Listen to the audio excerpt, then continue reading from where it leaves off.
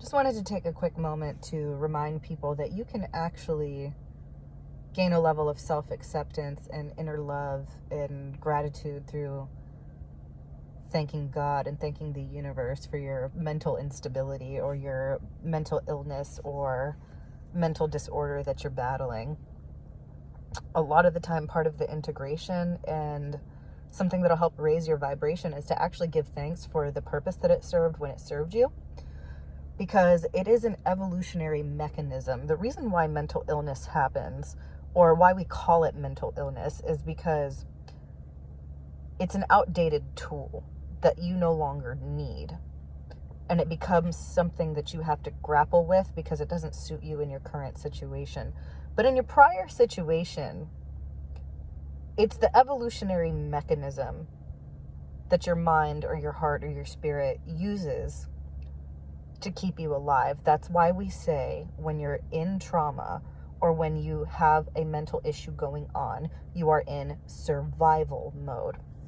So that means that the sophistication of the human spirit and the human body can detect when something is supposed to kill you or end your life or be so unsafe that you cannot last.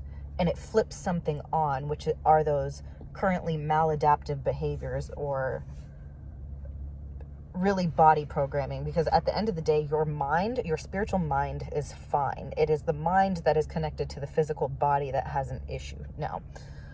And that means that your brain is so sophisticated, spiritual, and your body, your 3D brain, that it kicks in something that is going to keep you alive and keep you functioning well or well enough in a situation. There's an intelligence in that. There is an evolutionary advantage to that. So it is something to be incredibly grateful for, and something that can help relieve shame and guilt for not being able to function normally, or what you would consider or other people would consider to be normal. And it's not a free pass not to treat it, because obviously if you have internal conflict or you are at unrest, that is why we call it a disorder. It's your job, when you don't need that tool anymore, to link those two things back together and create order out of disorder. But when it really boils down to the point, there is no such thing as mental disorder. Or I should say, there is no such thing as mental illness. You're not sick. Your body's not sick. Your body was successful. Your brain, your chemistry, your physiology, all of that was successful at doing exactly what it needed to do at a particular point in your timeline as a spirit in order to preserve you, to get you to the next step. The only way that you solve mental disorder is by saying, okay, I'm at the next step now. I don't need this tool. But mental illness, as bad as all of them can be, as violent as all of them, or aggressive as all of them can be, and gloomy as all of them could be, they're there to help you. You learned that way of functioning because you needed that to help you.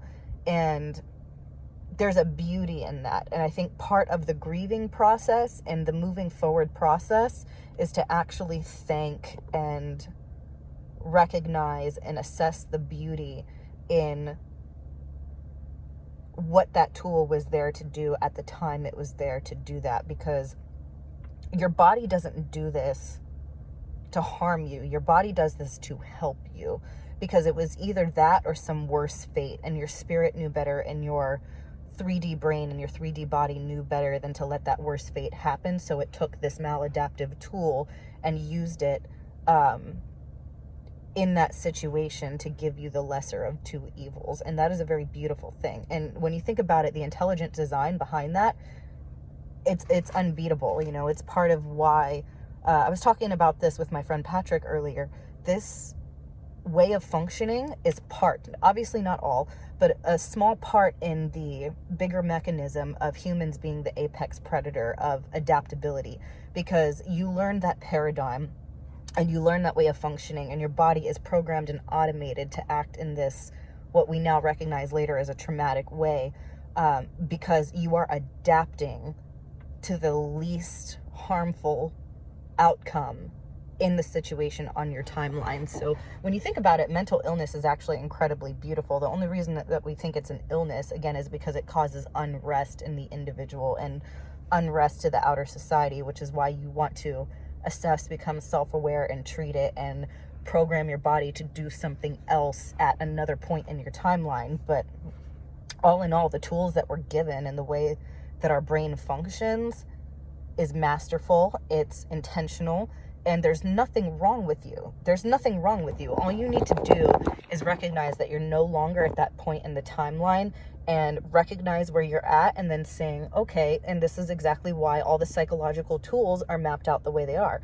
Okay, how do I need to act now? How do I need to think now that I'm not in this situation anymore? But while you were in that situation, you thought very rationally. You thought the most rational way that you could, because to have to face the reality of something, especially when you're a child and you come into the world with your love and your imagination and all that, to break the child's mentality to a certain point of darkness would be the end of that child. There would be a point of no return. So in a way, that is spiritual death, or could be physical death too, once you break certain illusions, because then people no longer want to be alive, right?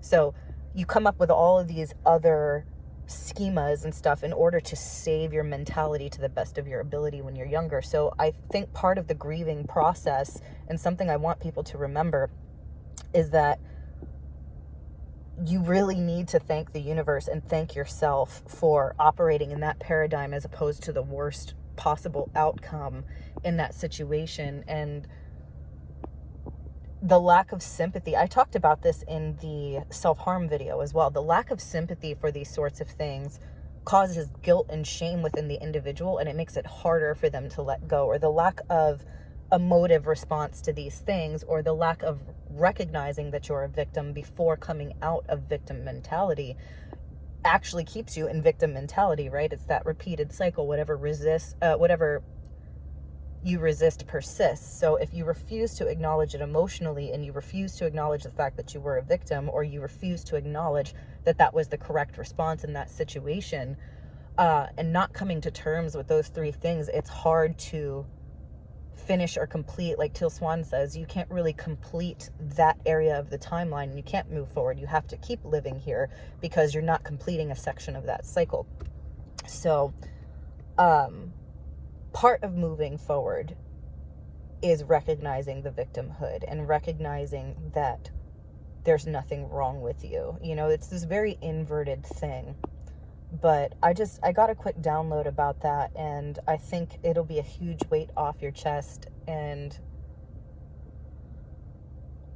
if nobody in society is going to, because we're still living in a masculine, unemotive society, but we're moving out of that, thank God. If nobody has reminded you of that, I'm going to remind you of that today, because it has helped so much in my journey. And self-acceptance helps you in your personal evolution to the person you're going to become. If you can never accept what happened, or you can't accept who you are, or you demonize who you are, you bring that part of you to life even more, and you overfocus on it, and you manifest it more. And when the lack of empathy, or the lack of understanding, or the lack of emotive response, or being proud and happy for that darker or less functional time, the more you get responses like that, the more you battle with the internal self that is stuck there, and the longer they want to stay planted there. Because when somebody, which is your inner spirit, your inner child, your inner teen, your, any prior point on your spiritual timeline, when that part is unseen and unheard and invalidated, aka not accepted for who they are and loved for who they are, they will stay stuck at that point in the timeline, and they will yell and they will scream at you with the unrest in your spirit.